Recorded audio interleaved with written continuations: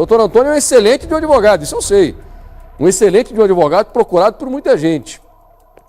Tem algumas pessoas que vêm de fora do Paraná para contratar o doutor Antônio, porque ele é muito bom.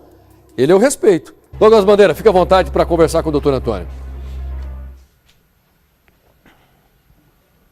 Pois é, Passaia, falamos ao vivo aqui, o doutor Antônio Bertolucci recebeu a gente no escritório dele justamente porque hoje, às 15 horas, vai ter a primeira audiência de instrução relacionada a esse caso, tá? O atentado contra a Andressa Mendes e, segundo as investigações, esse atentado encomendado pelo cliente dele, o fisioterapeuta Adriano Cesarini. A gente vai conversar agora com o advogado, porque, assim... Como a audiência começa hoje finalmente ele vai dar a versão dele lá para a juíza, eu queria saber qual foi a versão que ele contou para o senhor e aí como é que vocês vão armar toda essa defesa. Obrigado por receber a gente, doutor. Muito obrigado a vocês pelo tempo e principalmente pela primeira vez que a defesa vai poder se manifestar com relação a isso. A versão do Adriano vai ser a mesma que ele já vem apontando na delegacia, né, que ele absolutamente não tem nada a ver com o que aconteceu, se tratou, na verdade, de uma infeliz tentativa de latrocínio, certo? E não tem, na verdade, dentro do inquérito policial ou dentro do processo, alguma coisa que leve a acreditar de que ele realmente teria sido o mandante daquele crime. Então a versão dele, que a gente vai sustentar e vamos manter até o final, vai ser sempre a da negativa de autoria. A menina, a Andressa Mendes, ela registrou alguns boletins de ocorrência contra ele. Acredito que isso tenha levado à questão de quem mandou efetivamente cometer esse crime. Ele, por um acaso, teria algum motivo para cometer esse crime contra ela? Nenhum motivo, porque embora eles estejam separados, essa separação que se deu alguns meses atrás, eles mantinham um contato frequente e um contato bom, um contato amigável. Então não houve dentro dessa separação assim nenhum tipo de ameaça ou alguma coisa do tipo. Se os boletins de ocorrência, você bem sabe, a pessoa pode se sentir ameaçada por uma ou outra coisa, vai na delegacia e faz um boletim de ocorrência. Mas esse boletim de ocorrência, ele deve ser investigado. Ele tem que ter um seguimento, tem que ter alguma coisa. Ele, por si só, não é uma prova válida para alguma coisa. Agora, se a pessoa, através de um boletim de ocorrência, conseguir a instauração de um processo criminal e uma condenação, aí sim, isso pode ser como prova. Mas um mero boletim de ocorrência, por si só, não. Doutor, todas as imagens já foram analisadas pela defesa. Qual foi a conclusão que vocês tiraram analisando todo aquele conteúdo? A conclusão que nós podemos ver, até pelo vídeo que eu estava assistindo agora há pouco, que acabaram de passar, é que não se tratou de uma execução.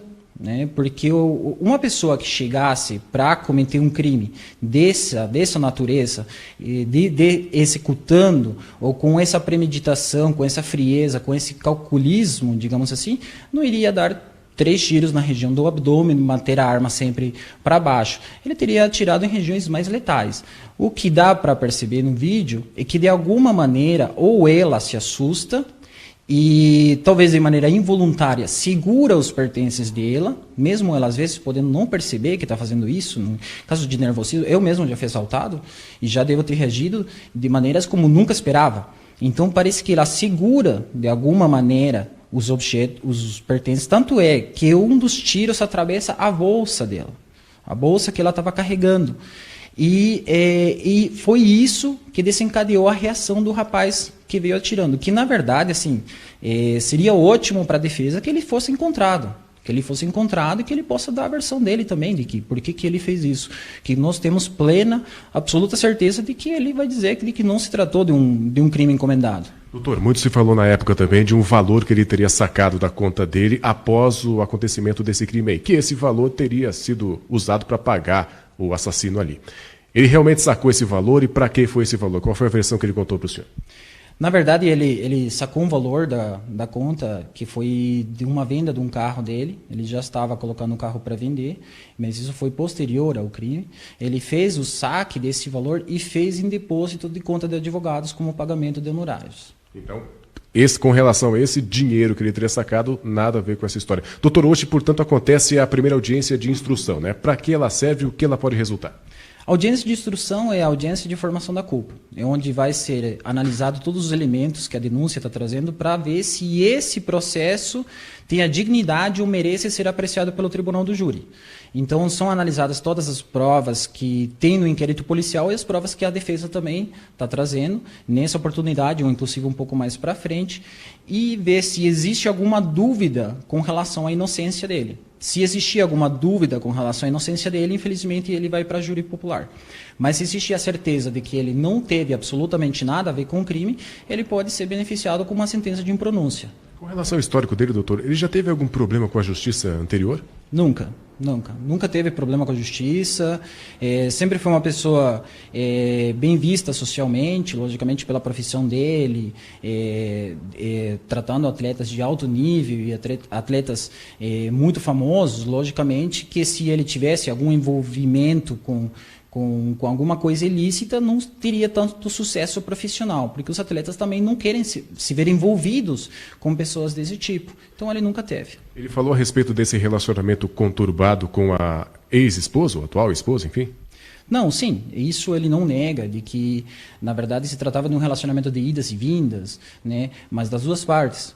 Assim como, de alguma maneira, ele pode ser uma pessoa impulsiva, como bem mencionou a vítima, nós também temos como demonstrar de que a vítima também era uma pessoa impulsiva. Então, era um relacionamento de duas vias. Tá? Não é só dizer de que o Adriano é aquele monstro, é que ele fez isso, de que ele fez aquilo. Não estou jogando a culpa na vítima, pelo amor de Deus, lógico que não. O que ela sofreu é um atentado terrível, condenável, e nós também nos solidarizamos com ela e queremos que a justiça seja feita, mas que seja feita da maneira correta, não que seja feita apontando a primeira pessoa que parece ter um envolvimento com alguma coisa. Então, assim, a relação deles, de fato, tinha alguns problemas, mas esses problemas não podem levar a concluir de que ele teria essa premeditação, essa frieza e demais coisas, de levar ela, trazer de Santa Catarina, almoçar com ela, ficar com ela o dia inteiro e depois ter cometido uma tentativa de homicídio. Então, doutor, muito obrigado pelas suas informações, obrigado por receber a gente. Passar aí o seguinte, então, só para repetir, hoje a audiência de instrução acontece às 15 horas da tarde, mais de 20 testemunhas entre acusação e defesa deverão falar diante da juíza, inclusive, claro, o Adriano Cesarini, que está preso no Complexo Médico Penal, vai sair para falar diante dela, e é claro que esse caso continua sendo acompanhado de perto pelo Tribuna da Massa. O resultado, claro, quando a gente tiver, vamos divulgar. Passar. Amanhã aqui no Tribuna da Massa, primeiro impacto com Gilberto Ribeiro também, das 7 às 8 da manhã, vai trazer essas informações. O Tribuna está em cima e o Tribuna não alivia. Muito obrigado, doutor Antônio, muito obrigado ao Douglas Bandeira.